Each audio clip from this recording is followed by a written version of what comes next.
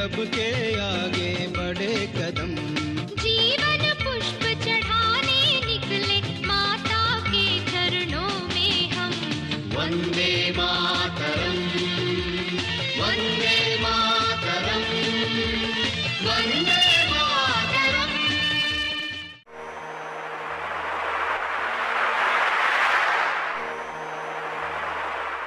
जय हिंद, वंदे मातरम, भारत माता की जय। पतंजलि योगपीठ ज्ञान विज्ञान के प्रचार प्रसार के लिए एक बड़ा काम कर रहा है।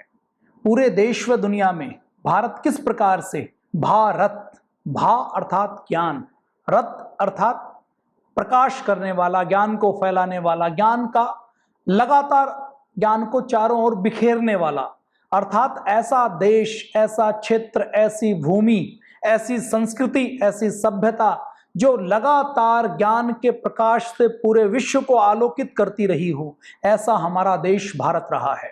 और इस भारत देश में ज्ञान की समृद्धशाली परंपरा रही है।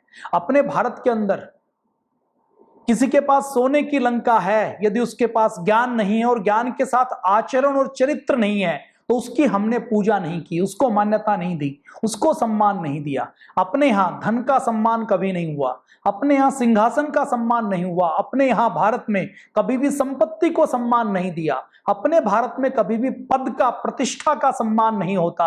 अपने भारत के अंदर यदि कोई सम्मान होता है तो वो ज्ञान का होता है, विद्या का होता है, और इसके साथ साथ तप और त्याग का सम्मान होता है। ये भारत की सभ्यता और संस्कृति रही है। भारत के डीएनए में, भारत के एक एक सेल्स में, एक एक कोशिका के अंदर विद्या प्राप्ति के लेकर, ज्ञान प्राप्ति को लेकर बहुत उत्कंठा रही है, आकंठ रहा है। हमारे ऐसे हजारों पूर्वज रहे हैं जिन्होंने अपना पूरा जीवन अपने सुख को, अपनी सुविधाओं को, अपने आराम को ठोकर मारकर अपना जीवन समर्पित कर दिया कि मुझे शोध करना है, मुझे रिसर्च करनी है, मुझे मानवता के कल्याण के लिए अपनी आने वाली पीढ़ियों को कुछ देकर जाना है। और अपने यहाँ तो ये कहा गया है कि हमारे पूर्वजों ने जो ज्ञान विज्ञान आज हमें दिया है, वो चाहे पराविद्या हो या अपराविद्या हो, वो भौतिक ज्ञान विज्ञान की बात हो, आध्यात्मिक ज्ञान विज्ञान की बात हो, तो ये माना जाता है कि जब तक हम ऋषि ऋण से उऋण नहीं हो जाते, मतलब जो ज्ञान परंपरा के कारण हमने अपने जीवन में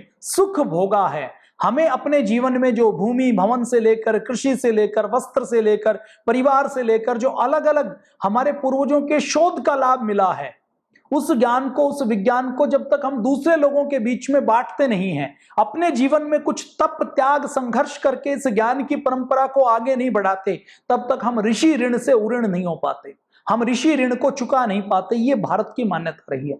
भारत के ऐसे बहुत से हमारे ऋषि रहे हैं। दीर्घ तमस नाम के एक ऋषि रहे हैं जिन्होंने सूर्य के ऊपर शोध किया। और कैसा शोध किया, शोध में कितने डूब जाते थे आप अंदाजा लगाइए कि दीर्घ तमस नाम के हमारे एक पूर्वज, एक ऋषि सूर्य के ऊपर इतना शोध करते रहे कि सूर्य के ऊपर शोध करते करते उनकी आंखें अंधी हो गई।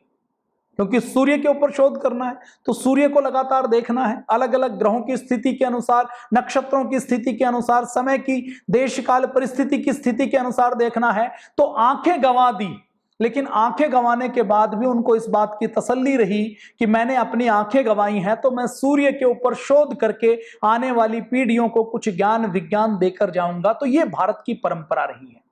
और इसी भारत की गौरवशाली परंपरा ने पूरे विश्व में मानवता का कल्याण किया है, मानवता का विकास किया है। भारत को सभ्यता और संस्कृति का पालना कहा जाता है कि अर्थात सभ्यता और संस्कृति का सबसे पहले जहां पर अंकुर फूटा, सबसे पहले सभ्यता और संस्कृति की बयार बही, सभ्यता और संस्कृति की कोंपले आई, वो भारत की भूमि रही है। भारत की भूमि ने केवल भौतिक ज्ञान विज्ञान नहीं दिया है, आध्यात्मिक ज्ञान विज्ञान भी पूरे देश व दुनिया के लोगों को दिया है। हम बात कर रहे थे भारत की इस ज्ञान परंपरा के संवाहक के रूप में। भारत की इस ज्ञान परंपरा को और अक्षुण्ण रखने के लिए, इसको प्रिजर्व करने के लिए, इसका संरक्षण करने के लिए, और संरक्षण करने के साथ साथ संवर्धन करने के लिए, इसके ऊपर रिसर्च करने के लिए, इसको डेवलप करने के लिए पतंजलि योगपीठ काम कर रहा है।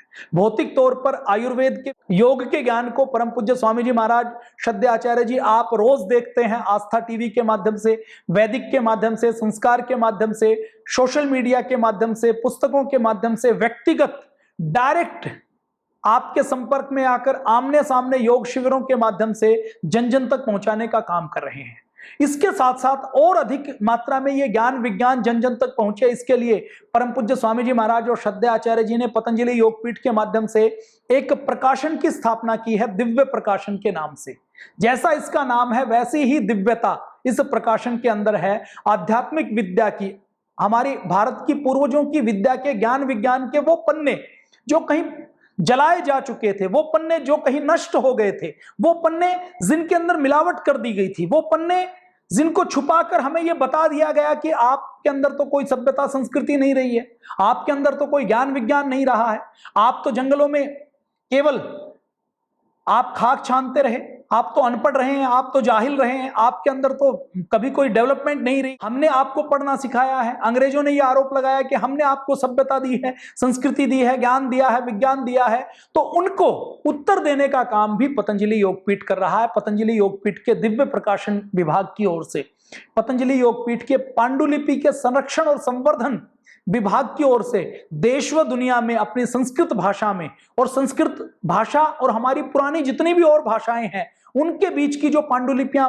मिलती हैं, हजारों लाखों पांडुलिपियों के नष्ट होने के बाद भी अभी बहुत सी पांडुलिपियां ऐसी हैं जो बची हुई हैं। उन पांडुलिपियों के संरक्षण करने का काम, उनका संवर्धन करने का काम, उनको डिजिटलाइज करने का काम, लगभग 4 लाख पेजेस पांडुलिपियों के डिजिटलाइज पतंजलि योगपीठ द्वारा किए गए हैं, ताकि आने वाली पीढ़ी को हम वो ज्ञान परंपरा ट्रांसफर कर सकें। जैसे हल्दी के ऊपर विदेशियों ने पेटेंट ले लिया, नीम के ऊपर पेटेंट ले लिया, अकेले गिलोय के ऊपर 800 से अधिक रिसर्च पेपर अमेरिका के अंदर छप चुके हैं। जापान, दिल्ली आईआईटी के साथ मिलकर जापान के मेडिकल इंस्टीट्यूट अश्वगंधा के ऊपर रिसर्च कर रहे हैं कि कोरोना के उपचार का रास्ता यदि कहीं मिल सकता है तो आयुर्वेद से मिल सकता है, इम्यूनिटी को बूस्ट करने का रास्ता यदि कहीं से मिल सकता है तो भारत से मिल सकता है। ये सारे काम चल रहे हैं। अमेरिका ने केवल गिलोय के ऊपर रिसर्च नहीं की है, अमेरिका ने सौंठ के ऊपर, हल्दी के ऊपर, नीम के ऊपर, जीरे के ऊपर 500-600 से लेकर 1200 तक रिसर्च पेपर पब्लिश किए हैं। तो उस ज्ञान परंपरा के ऊपर, उस हमारे बौद्धिक ज्ञान परंपरा के ऊपर, जिसके लिए हमारे पूर्वजों ने हमारे कई जन्म लगाए हैं, हमारे लाखों पूर्वजों ने अपनी हड्डियां गलाई हैं, लाखों पूर्वजों ने, जैसे दीर्घ तमस नाम के ऋषि ने अपनी आंखें दान करके, आंखें सभ्यता संस्कृति के लिए कुर्बान करके शोध किया, वैसे ही हमारे ऋषियों ने हजारों औषधियों का, हजारों रोगों के ऊपर, अपने शरीर के ऊपर प्रयोग किया है। अपने शरीर को प्रयोगशाला बनाकर हमारे ऋषियों ने वो ज्ञान विज्ञान और बौद्धिक संपदा अर्जित की थी। उस बौद्धिक संपदा को कोई दूसरा व्यक्ति चुरा ना सके, इसके लिए भी पतंजलि योगपीठ एक बहुत बड़ा कार्य कर रहा है। तो इसके लिए पतंजलि योगपीठ में हमारे इस पुरानी ज्ञान परंपरा के संवाहक के रूप में दिव्य प्रकाशन की स्थापना की गई है। दिव्य प्रकाशन की ओर से हमने अभी बात की कि दिव्य प्रकाशन की ओर से रोज हमें योग अभ्यास करना है, दैनंदिन योगाभ्यास के नाम से, योग के सामान्य ज्ञान के नाम से, योग विज्ञानम के नाम से, योग साधना और योग चिकित्सा रहस्य के नाम से, कि जिनको घर पर योग सीखना है। पूज्य स्वामी जी महाराज द्वारा खुद अपने हाथों से लिखी हुई ये पुस्तक है, जो पूज्य स्वामी जी महाराज ने आज से 20 वर्ष पहले लिखी थी। जब पूज्य स्वामी जी महाराज गंगोत्री की गुफाओं को छोड़कर लोगों को आरोग्य देने के लिए नीचे आए, उन्होंने प्राणायाम करवाया।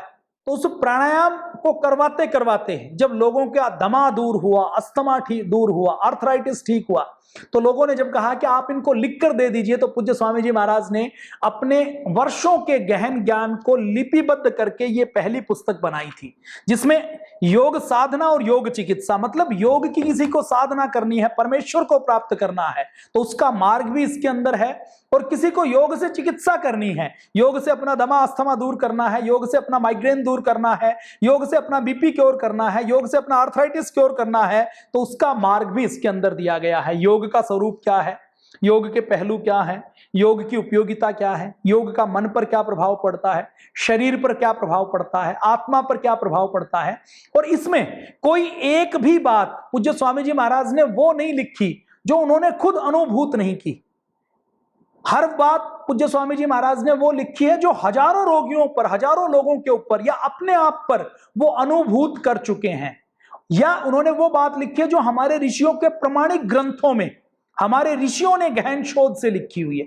कोई बात लिखी हुई है तो उसका रेफरेंस दिया हुआ है। पूज्य स्वामी जी महाराज ने यहां पर जैसे योग के 3 पहलू की बात लिखी है तो उसमें गीता का रेफरेंस है, उसमें दत्तात्रेय योग का रेफरेंस है।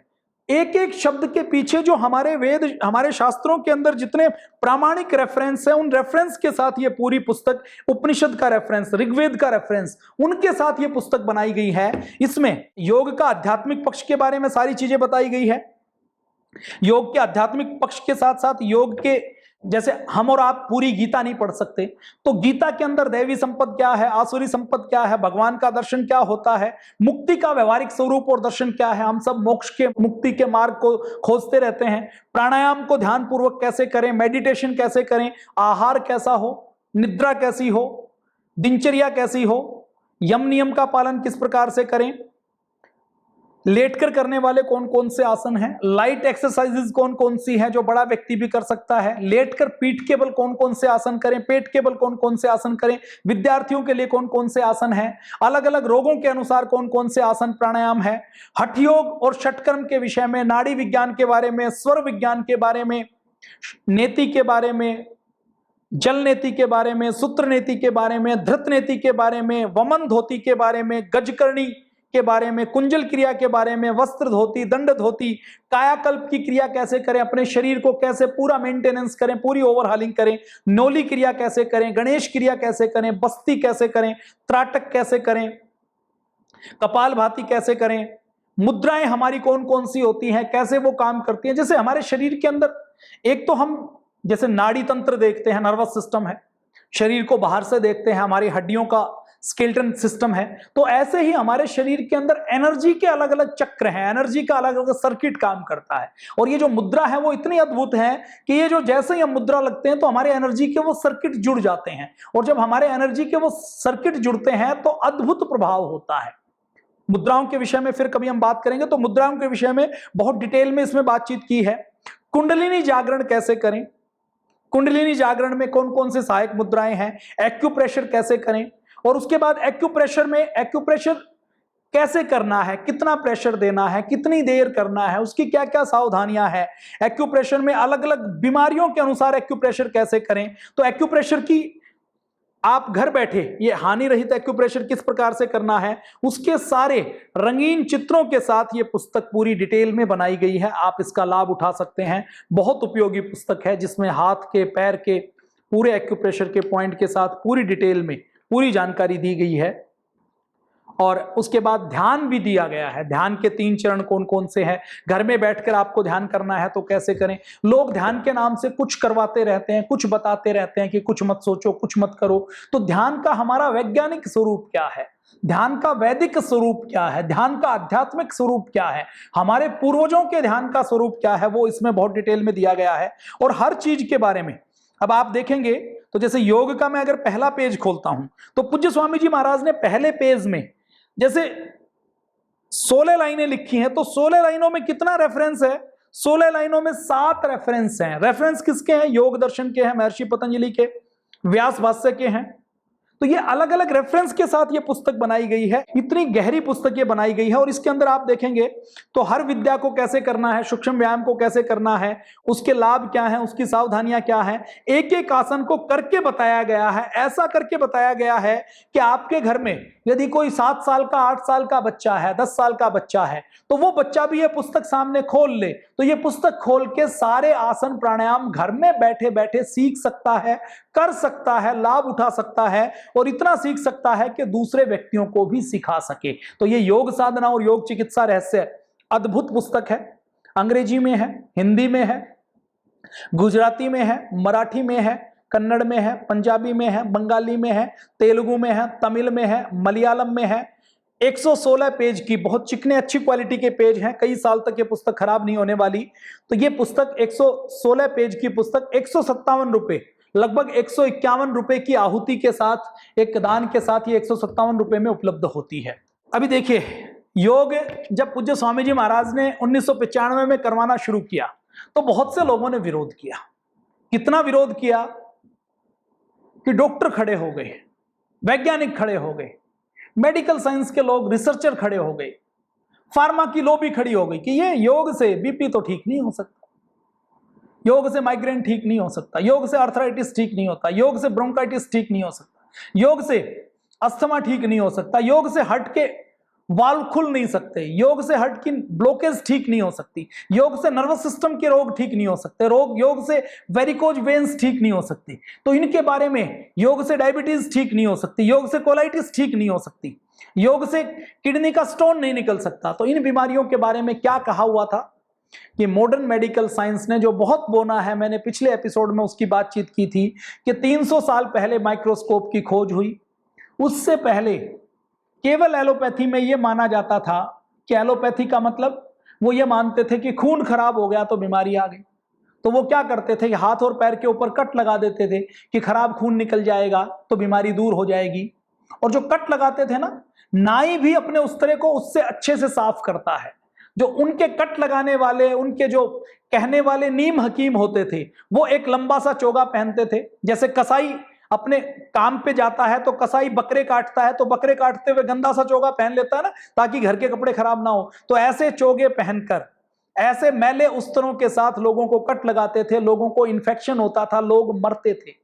ये थ्योरी 300-350 साल पहले तक नहीं थी कि इन्फेक्शन कैसे होता है, बैक्टीरिया जीवाणु कैसे पनपते, क्योंकि माइक्रोस्कोप नहीं था। 18वीं शताब्दी तक तो इस चक्कर में पड़े रहते थे, 17वीं शताब्दी तक, कि ये जो हमने मांस, उस समय जो यूरोप में मीट खूब खाया जाता, तो मीट का जो शोरबा रखा, मीट बनाकर हमने मीट रखा, एक जार में हमने मीट रखा, तो उस मीट के अंदर दुर्गंध कैसे आती है, ये वायु से आती है या उसके अंदर से पैदा होती है? इसके लिए कई सालों तक डिबेट चलती रही।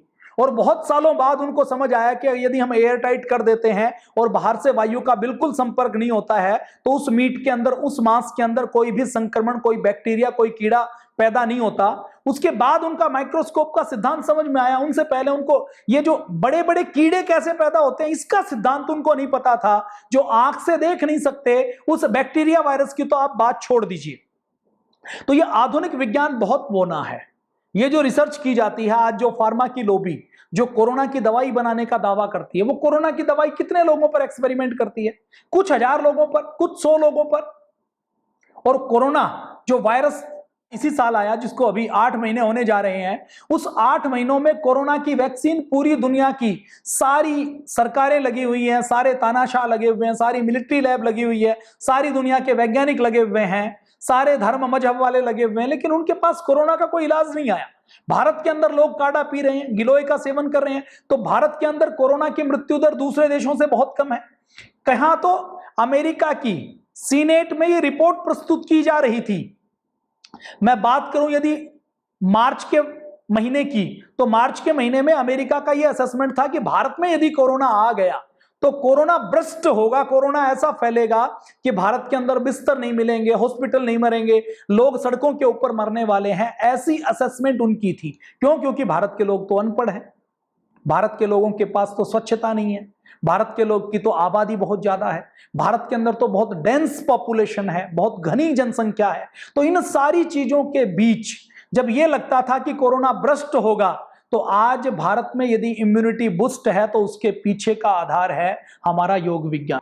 जब पूज्य स्वामी जी महाराज ने लोगों को योग करवाया और लोगों का बीपी ठीक हुआ, लोगों का माइग्रेन पेन ठीक हुआ, लोगों की डायबिटीज ठीक हुई, लोगों का थायराइड ठीक हुआ, लोगों का आर्थराइटिस ठीक हुआ, लोगों का दमा अस्थमा ठीक हुआ, लोगों की गांठें घुलने लगी। जिस गांठों के बारे में लोग ये कहते थे, डॉक्टर ये कहते थे कि ये फैट टिश्यूज हैं, इनका कोई इलाज नहीं है, इनको निकलवा लीजिए, ये दोबारा हो सकते हैं, लोगों के शरीर में गांठें हो जाती हैं, वो गांठें कपालघाती करते करते घुलने लगी।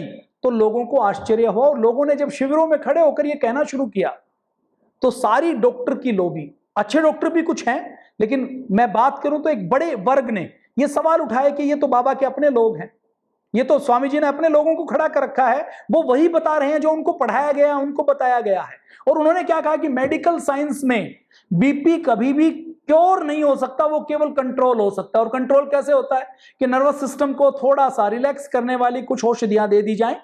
बीपी की टेबलेट यदि सुबह खा ली जाए तो वो 12 घंटे तक, 18 घंटे तक या 24 घंटे तक असर करेगी, लेकिन एक रेगुलर इंटरवल के बाद उस कंट्रोल किए हुए बीपी कि फिर से जब लिमिट बढ़ेगी तो उसको कंट्रोल करने के लिए फिर दवा खानी पड़ेगी।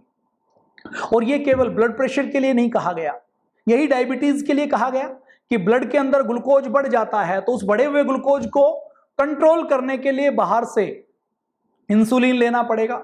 बाहर से हम इंसुलिन लेंगे तो वो ग्लूकोज कंट्रोल में हो जाएगा, डायबिटीज कंट्रोल में हो जाएगी, लेकिन वो फिर बढ़ेगी तो एक रेगुलर इंटरवल के ऊपर फिर दवा खानी पड़ेगी। मतलब किसी को बीपी हो गया तो पूरी उम्र दवा खानी पड़ेगी, किसी को डायबिटीज हो गई तो पूरी उम्र दवा खानी पड़ेगी, किसी को थायराइड हो गया तो पूरी उम्र दवा खानी पड़ेगी, किसी को माइग्रेन हो गया तो पूरी उम्र दवा खानी पड़ेगी, किसी की हार्ट में कोई ब्लॉकेज है तो खून को पतला करने वाली पूरी उम्र दवा खानी पड़ेगी, या स्टंट डलवाना पड़ेगा, या बाईपास सर्जरी करनी पड़ेगी। यदि किसी को नींद की बीमारी हो गई तो उसको दवा खानी पड़ेगी, उसके बिना उसको नींद नहीं आएगी। डिप्रेशन की बीमारी हो गई तो दवा खानी पड़ेगी। किडनी के अंदर स्टोन हो गया तो केवल ऑपरेट करवाना पड़ेगा और कोई इलाज नहीं है। जो ऐसी मेडिकल साइंस की चीजें थी जिनको केवल यह माना जाता था कि ये कंट्रोल हो सकती हैं, क्योर नहीं हो सकती, जब योग से ये चीजें क्योर हुई तो पूरी दुनिया के डॉक्टरों ने सवाल उठाए, रिपोर्टर्स ने सवाल उठाए, मीडिया हाउस ने सवाल खड़े किए, वैज्ञानिकों ने सवाल खड़े किए, रिसर्च करने वालों ने सवाल खड़े किए। तो 2007 में जब ये सवाल आते तो पूज्य स्वामी जी महाराज उसका उत्तर देते। लखनऊ के सहारा हॉस्पिटल के वरिष्ठ डॉक्टरों के साथ और दुनिया के बड़े डॉक्टरों के साथ, भारत के बड़े डॉक्टरों को साथ लेकर पहली बार ऐसे शिविर लगाए गए जिसमें लोगों का पहले और बाद में पूरे पैथोलॉजिकल से लेकर सारे टेस्ट किए गए, लैब टेस्ट किए गए और उनको प्राणायाम करवा के उनके ऊपर क्या क्या प्रभाव पड़ता है इसकी विज्ञान की कसौटी पर योग को कसा गया। और ये आज भारत के लिए गर्व और गौरव की बात है कि पूरी दुनिया में 200 देशों ने, वो देश भी हैं जो योग को नहीं मानते, जो रामायण को नहीं मानते, जो महाभारत को नहीं मानते, जो वैदिक संस्कृति से घृणा करते हैं, नफरत करते हैं, वो लोग चाहे योग को खुले रूप में ना माने लेकिन आज वो योग का खुले रूप में विरोध नहीं कर सकते। वो भी बंद कमरे में योग करते हैं और पूरी दुनिया ने विज्ञान की कसौटी पर कसकर योग को स्वीकार कर लिया कि योग से केवल शरीर के रोग दूर नहीं होते, योग से केवल इम्यूनिटी बूस्ट नहीं होती, योग से मन के रोग भी दूर होते हैं, योग से संपूर्ण स्वास्थ्य मिलता है। ये पूरी दुनिया ने आज माना है। तो इस पूरी दुनिया के स्वीकार्यता को बनाने में इस पुस्तक का बहुत बड़ा योगदान रहा। 2007 के जून में यह पुस्तक छापी गई। मुझे ध्यान है उस समय योग शिक्षक के रूप में पतंजलि योगपीठ ताजा बना था।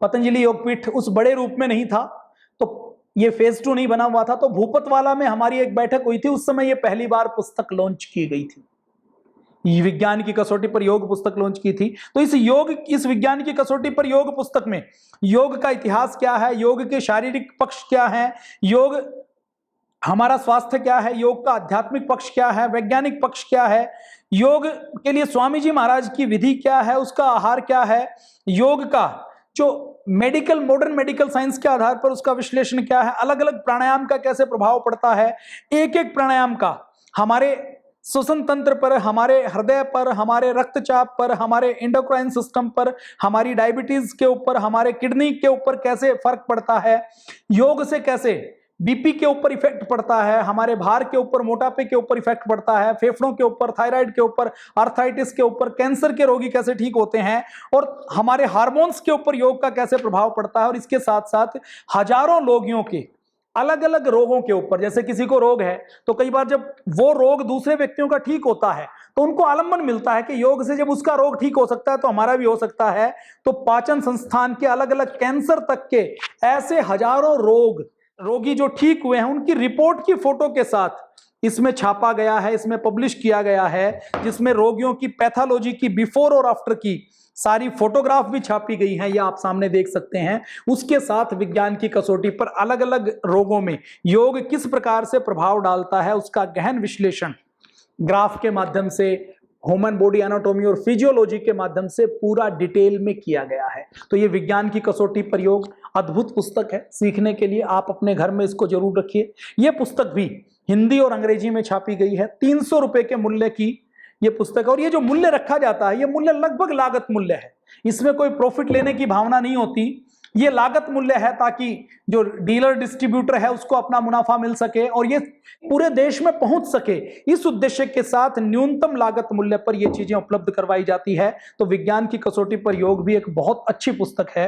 अगली हम पुस्तक की बातचीत करेंगे योग दर्शन के विषय में। योग दर्शन, आप जब बात चलती है वैदिक संस्कृति की, बात चलती है हिंदुत्व की, भारतीय संस्कृति की, तो आप बार बार शब्द सुनते होंगे वेद दर्शन। हमारे दर्शनों में ये कहा गया है, हमारे वेदों में ये कहा गया है। वेद, दर्शन, उपनिषद, ब्राह्मण ग्रंथ, पुराण, ये हमारे भारतीय संस्कृति के मूल तत्व है। अब इस दर्शनों में हमारे जो षड दर्शन की परंपरा है, उसमें एक महत्वपूर्ण दर्शन है योग दर्शन। पहले पुराने जमाने में तो लोग सारे दर्शन पढ़ते थे, अब हम सारे दर्शन नहीं पढ़ सकते, लेकिन केवल एक दर्शन पढ़ें। और ये एक दर्शन कितना महत्वपूर्ण है आप समझ लीजिए, इसके अंदर कितनी बड़ी साइकोलॉजी छिपी हुई है, कितना बड़ा गहरा विज्ञान समाया हुआ है। इस योग दर्शन के अंदर 195 सूत्र हैं, एक एक लाइन के छोटे छोटे सूत्र हैं, बहुत छोटे छोटे, और इन 195 सूत्रों में पूरी साइकोलॉजी समाई हुई है। इस 195 सूत्रों में से यदि कोई 5 सूत्रों को भी अपने जीवन में धारण कर ले, यदि सबको कर ले तो बहुत अच्छी बात है। यदि कोई 5 सूत्रों को, यम, नियम, आसन, प्राणायाम, प्रत्याहार, धारणा, ध्यान, समाधि, मैत्री, करुणा, मुदिता, उपेक्षा नाम, सुख दुख, पुण्य उपुण्य, विषयाणाम, ये कुछ सूत्र ऐसे हैं जिनको हम यदि समझ लेते हैं तो हमें तनाव नहीं हो सकता, हमें डिप्रेशन नहीं हो सकता, हमें एंजाइटी नहीं हो सकती, हम राग द्वेष में नहीं पड़ सकते, हमारे जीवन में दुख नहीं आ सकता। तो ये योग दर्शन नाम की पुस्तक पूज्य स्वामी जी महाराज ने खुद योग दर्शन का भाष्य लिखा है, और इस योग दर्शन को सरल शब्दों में केवल 95 पेजों में 195 सूत्रों के भाष्य को सरल भाषा में समझाया गया है। हिंदी और अंग्रेजी में ये पुस्तक उपलब्ध है केवल 50 रुपए में।